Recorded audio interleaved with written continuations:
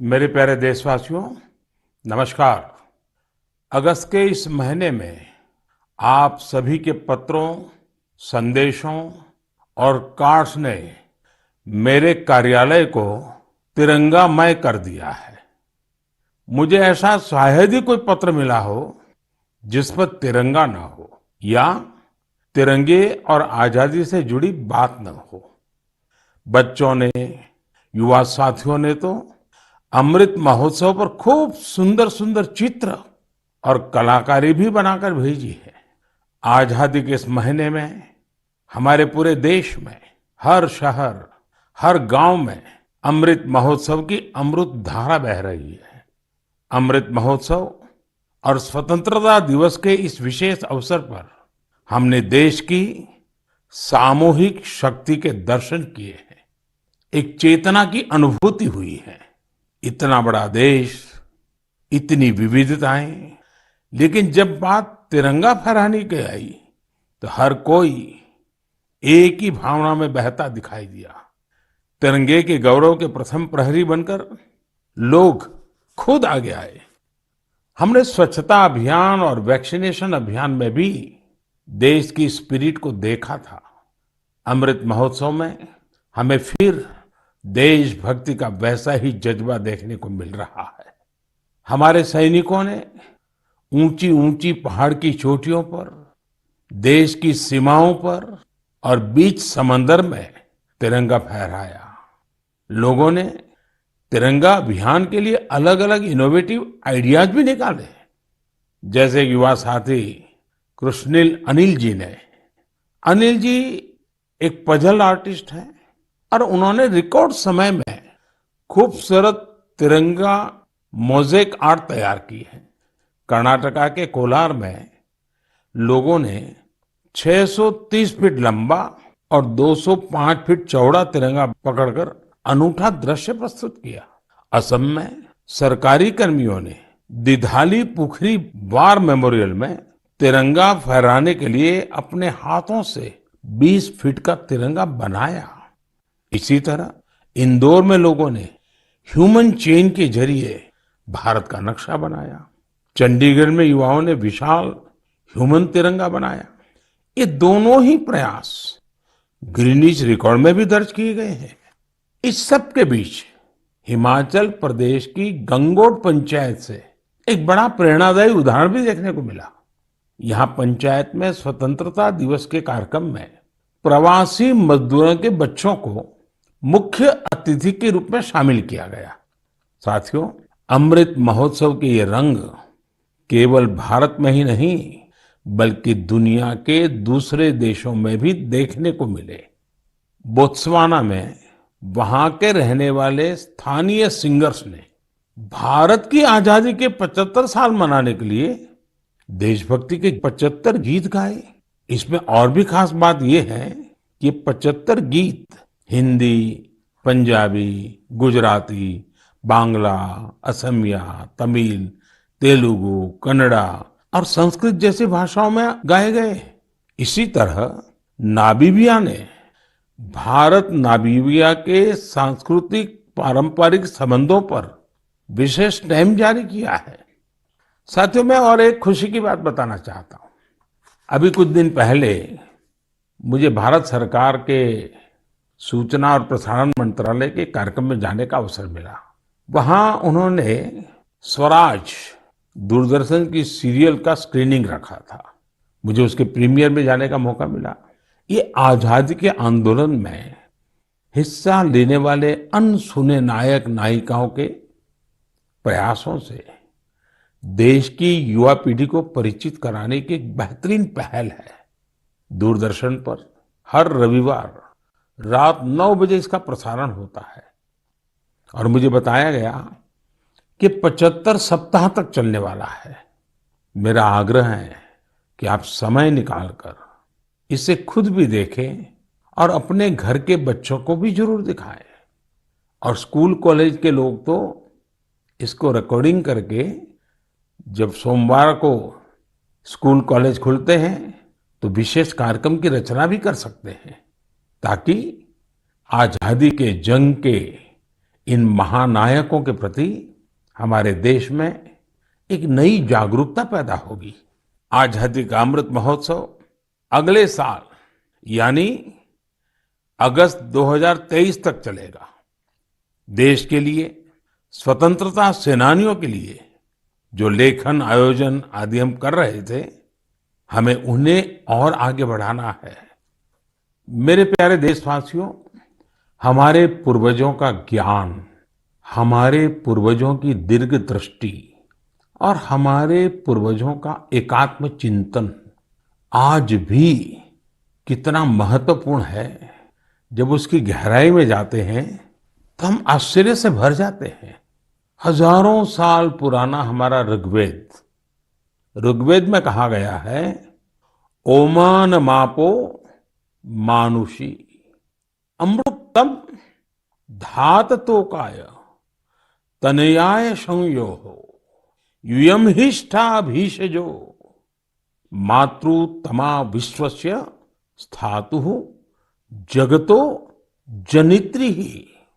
अर्थात हे जल, आप मानवता के परम मित्र हैं, आप जीवनदायिनी हैं, आपसे ही अन्न उत्पन्न होता है और आपसे ही हमारी संतानों का हित होता है।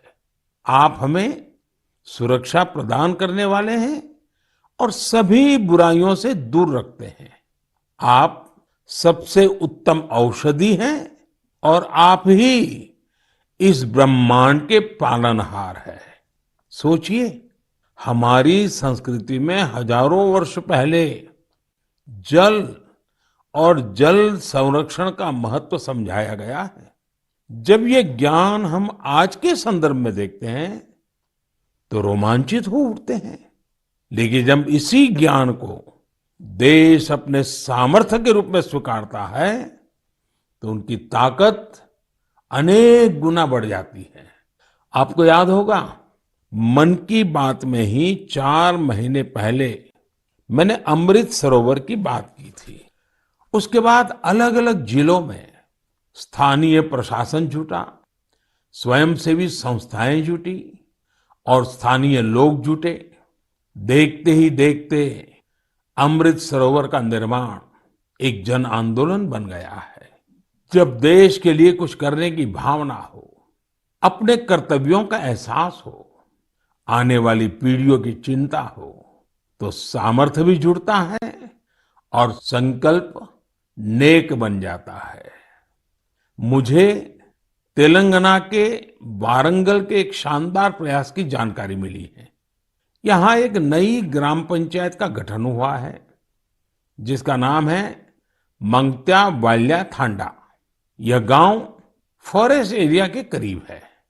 यहाँ के गांव के पास ही एक ऐसा स्थान था जहाँ मानसून के दौरान काफी पानी इकट्ठा हो जाता था। गांव वालों की पहल पर अब इस स्थान को अमृत सरोवर अभियान के तहत विकसित किया जा रहा है। इस बार मानसून के दौरान हुई बारिश में ये सरोवर पानी से लबालब भर गया है। मैं मध्य प्रदेश के मंडला में मोचा ग्राम पंचायत में बने अमृत सरोवर के बारे में भी आपको बताना चाहता हूँ। ये अमृत सरोवर कान्हा राष्ट्रीय उद्यान के पास बना है और इसे इस इलाके की सुंदरता को और बढ़ा दिया है। उत्तर प्रदेश के ललितपुर में नवनिर्मित शहीद भगत सिंह अमृत सरोवर भी लोगों को काफी आकर्षित कर रहा है। यहाँ की निवारी ग्राम पंचायत में बना यह सरोवर 4 एकड़ में फैला हुआ है। सरोवर के किनारे हुआ वृक्षारोपण इसकी शोभा को बढ़ा रहा है। सरोवर के पास लगे 35 फीट ऊंचे तिरंगे को देखने के लिए भी दूर दूर से लोग आ रहे हैं। अमृत सरोवर का यह अभियान कर्नाटका में भी जोरों पर चल रहा है। यहाँ के बागलकोट जिले के बिलकेरूर गांव में लोगों ने बहुत सुंदर अमृत सरोवर बनाया है। दरअसल इस क्षेत्र में पहाड़ से निकले पानी की वजह से लोगों को बहुत मुश्किल होती थी।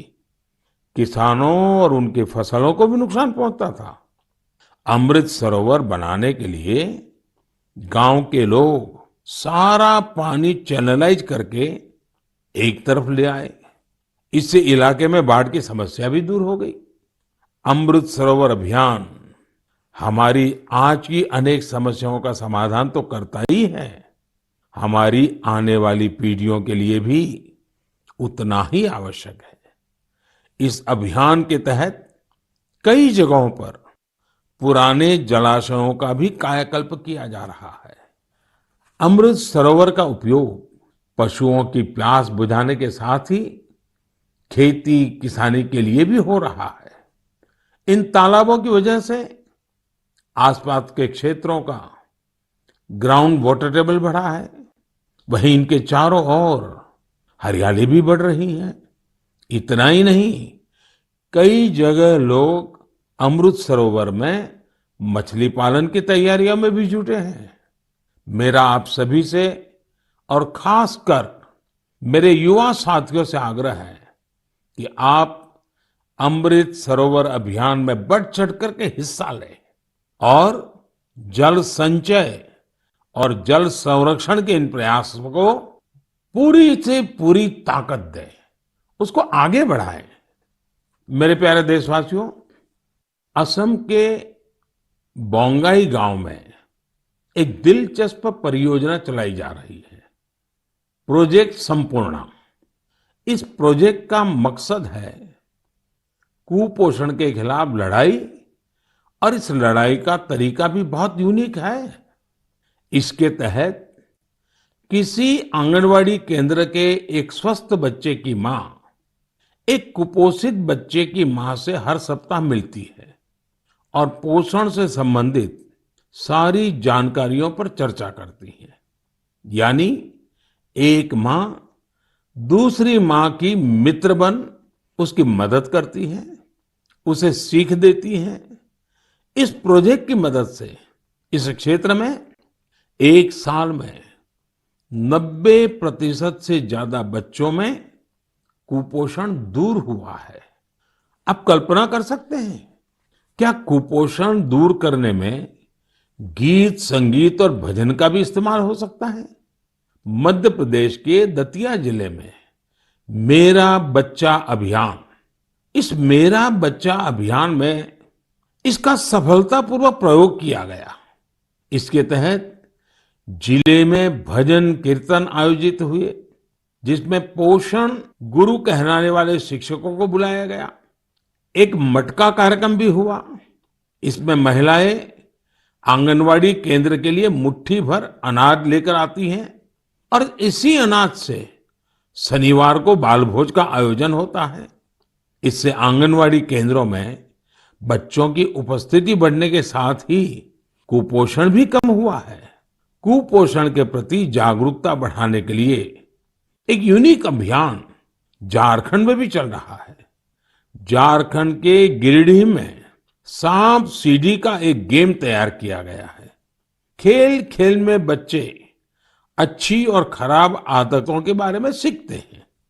साथियों, कुपोषण से जुड़े इतने सारे अभिनव प्रयोगों के बारे में मैं आपको इसलिए बता रहा हूं क्योंकि हम सबको भी आने वाले महीने में इस अभियान से जुड़ना है।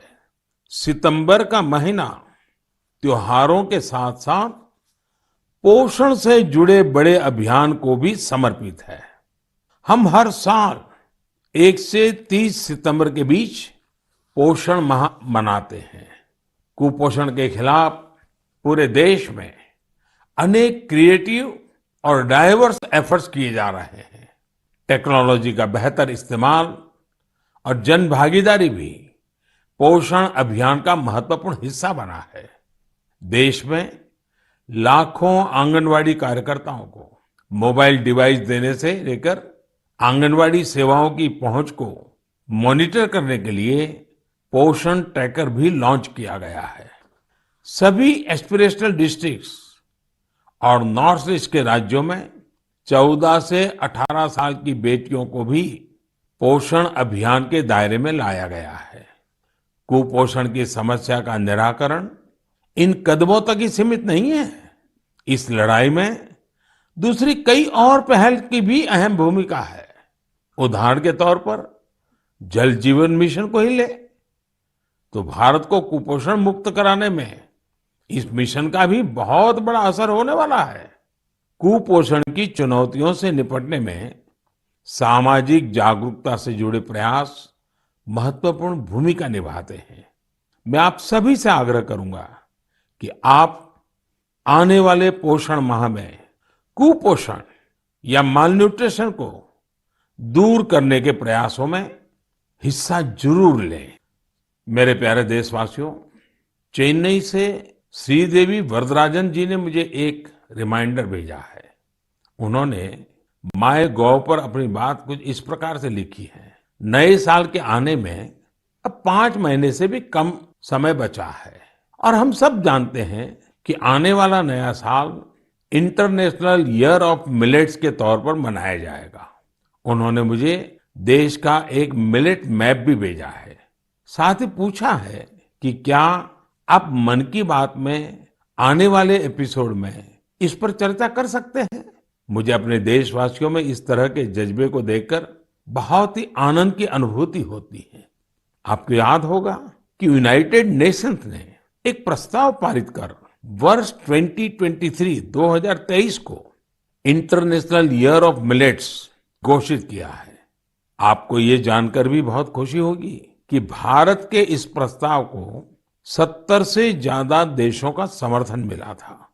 आज दुनिया भर में इसी मोटे अनाज का, मिलेट्स का क्रेज बढ़ता जा रहा है। साथियों, जब मैं मोटे अनाज की बात करता हूं तो मेरे एक प्रयास को भी मैं आज आपको शेयर करना चाहता हूं। पिछले कुछ समय से भारत में कोई भी जब विदेशी मेहमान आते हैं, राष्ट्राध्यक्ष भारत आते हैं, तो मेरी कोशिश रहती है कि भोजन में भारत के मिलेट्स यानी हमारे मोटे अनाज से बनी हुई डिशेज बनवाऊं। और अनुभव यह आया है, इन महानुभावों को यह डिशेज बहुत पसंद आती है और हमारे मोटे अनाज के संबंध में, मिलेट्स के संबंध में काफी कुछ जानकारियां एकत्र करने का वो प्रयास भी करते हैं। मिलेट्स, मोटे अनाज प्राचीन काल से ही हमारे एग्रीकल्चर, कल्चर और सिविलाइजेशन का हिस्सा रहे हैं। हमारे वेदों में मिलेट्स का उल्लेख मिलता है और इसी तरह पुराणनुरु और तोल्काप्पियम में भी इसके बारे में बताया गया है। आप देश के किसी भी हिस्से में जाएं, आपको वहां लोगों के खान पान में अलग अलग तरह के मिलेट्स जरूर देखने को मिलेंगे। हमारी संस्कृति की तरह मिलेट्स में भी बहुत विविधताएं पाई जाती हैं। ज्वार, बाजरा, रागी, सावा, कंगनी, चीना, कोदो, कुटकी, कुट्टू, ये सब मिलेट्स ही तो है। भारत विश्व में मिलेट्स का सबसे बड़ा उत्पादक देश है। इसलिए इस पहल को सफल बनाने की बड़ी जिम्मेदारी भी हम भारतवासियों के कंधे पर ही है। हम सबको मिलकर इसे जन आंदोलन बनाना है और देश के लोगों में मिलेट्स के प्रति जागरूकता भी बढ़ानी है। और साथियों, आप तो भली बात ही जानते हैं, मिलेट्स किसानों के लिए भी फायदेमंद है और वो भी खास करके छोटे किसानों को। दरअसल बहुत ही कम समय में फसल तैयार हो जाती है और इसमें ज्यादा पानी की आवश्यकता भी नहीं होती है। हमारे छोटे किसानों के लिए तो मिलेट्स विशेष रूप से लाभकारी है। मिलेट्स के भूसे को बेहतरीन चारा भी माना जाता है। आजकल युवा पीढ़ी हेल्दी लिविंग और ईटिंग को लेकर बहुत फोकस है। इस हिसाब से भी देखें तो मिलेट्स में भरपूर प्रोटीन, फाइबर और मिनरल्स मौजूद होते हैं। कई लोग तो इसे सुपर फूड भी बोलते हैं। मिलेट से एक नहीं, अनेक लाभ है। ओबेसिटी को कम करने के साथ ही डायबिटीज, हाइपरटेंशन और हार्ट रिलेटेड डिसीज के खतरे को भी कम करते हैं। इसके साथ ही ये पेट और लीवर की बीमारियों से बचाव में भी मददगार है। थोड़ी देर पहले ही हमने कुपोषण के बारे में बात की है। कुपोषण से लड़ने में भी मिलेट्स काफी लाभदायक है, क्योंकि ये प्रोटीन के साथ साथ एनर्जी से भी भरे होते हैं। देश में आज मिलेट्स को बढ़ावा देने के लिए काफी कुछ किया जा रहा है।